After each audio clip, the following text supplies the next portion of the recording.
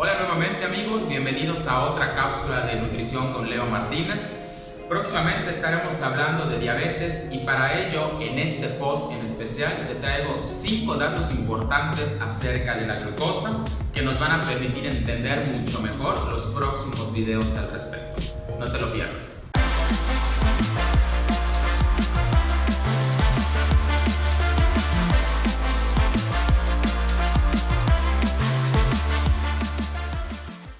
Dato número 1. ¿Qué es la glucosa?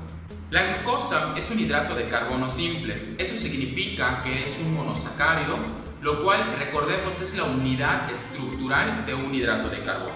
Particularmente, como podrán ver aquí a mi derecha, el hidrato de carbono glucosa está conformada por 6 carbonos y por un grupo funcional aldehído, lo cual la hace una aldohexosa.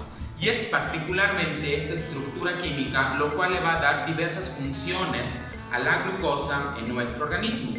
Recordemos que a partir de la glucosa la célula va a obtener energía en forma de ATP y va a ser uno de los principales sustratos energéticos para que la célula, a través de una vía metabólica que se llama glucólisis, pueda obtener estas moléculas de energía que son los ATPs. Dato número 2. Absorción de la glucosa. La glucosa la podemos obtener a partir de varias fuentes alimentarias. Algo muy importante es que puede ser una forma compleja, como es el almidón o el glucógeno, que son formas de almacenamiento de la glucosa. El almidón a través de plantas, como puede ser su pan, por ejemplo, o el glucógeno a través de carnes. En cualquiera de las dos formas, el intestino presenta unas amilasas, lo cual permite la hidrólisis, es decir, la ruptura de estos hidratos de carbono complejo para obtener las formas más sencillas que sería lo que yo voy a absorber a nivel intestinal, es decir, la glucosa. También lo podemos obtener a través de alimentos como las frutas, es decir, en una forma más sencilla.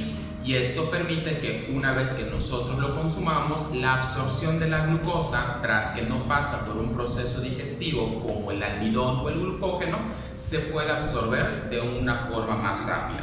Cuando llega el duodeno, específicamente a nivel intestino delgado, para que pueda ingresar la glucosa va a utilizar un transportador dependiente de sodio. Esto quiere decir que necesitamos el elemento de sodio para que se pueda llevar a cabo la absorción del lumen intestinal al interior del intestino, es decir, el enterocito. Y ese transportador es el SGLT1. Una vez que ingresa al interior del enterocito, ahora la glucosa, como pueden observar, va a pasar del enterocito a la sangre y una vez en sangre, pues va a tener diversos puntos de captación. Dato número 3. Transportadores de glucosa. Como mencioné anteriormente, la glucosa necesita un transportador para poder ingresar a la célula. Algo importante a destacar es que la glucosa, por sus características, se va a absorber por un mecanismo de transporte que es la difusión facilitada. ¿Qué significa esto? Dos aspectos importantes. Difusión, recuerden que es el paso de moléculas de un lugar de mayor concentración a un lugar de menor concentración. Esto significa que el mecanismo que emplea es a favor de un gradiente de concentración, es un tipo de transporte pasivo, lo cual significa que no va a utilizar energía para la absorción.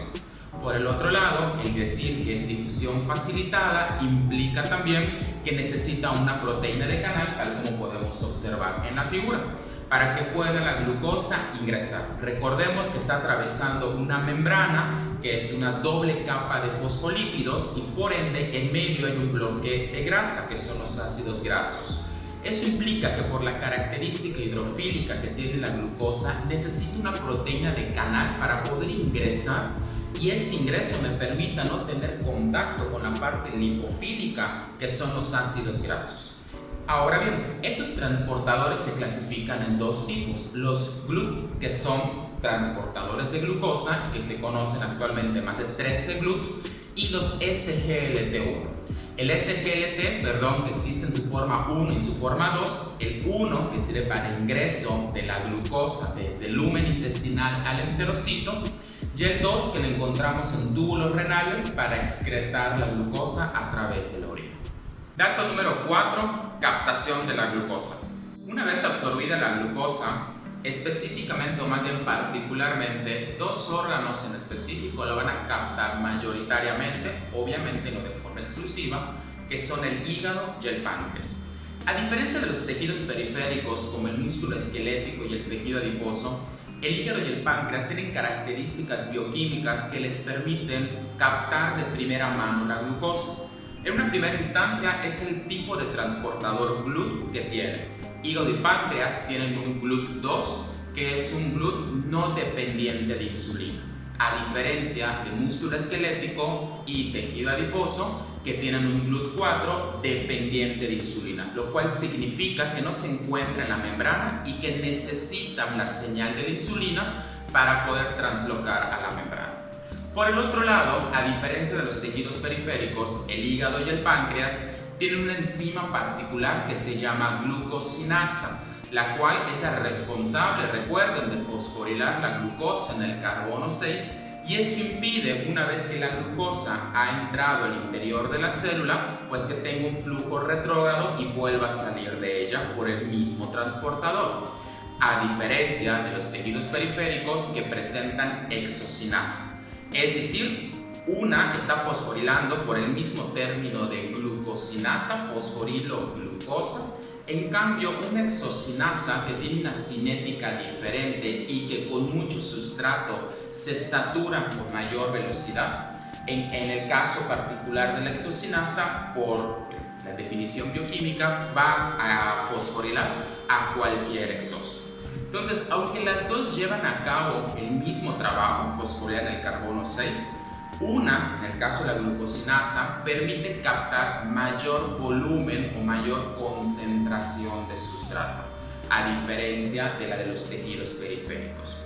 Recuerden que por el otro lado, la glucosa que estoy captando a nivel hepático va a servir para llenar nuevamente nuestras reservas de glucógeno, y en el caso particular del páncreas va a activar un factor de transcripción que es el PDX1. Este factor de transcripción es el responsable de activar el gen de la insulina, y de ahí la importancia de que también las células betapancreáticas, tras la captación de la glucosa, activen este factor de transcripción y se lleve a cabo la producción de insulina. Dato número 5, captación de glucosa por tejidos periféricos. Como comenté anteriormente, el tejido musculoesquelético y adiposo tienen un transportador específico que es el GLUT4, y muy importante porque este receptor es dependiente de insulina. Ahora, como podemos observar en la imagen, ¿qué es lo que ocurre? Una vez que la insulina es liberada por las betapancreáticas, secretada por las células beta del páncreas, el receptor de la insulina, que es un receptor transmembranal, va a reconocer a esta hormona, que es un primer mensajero.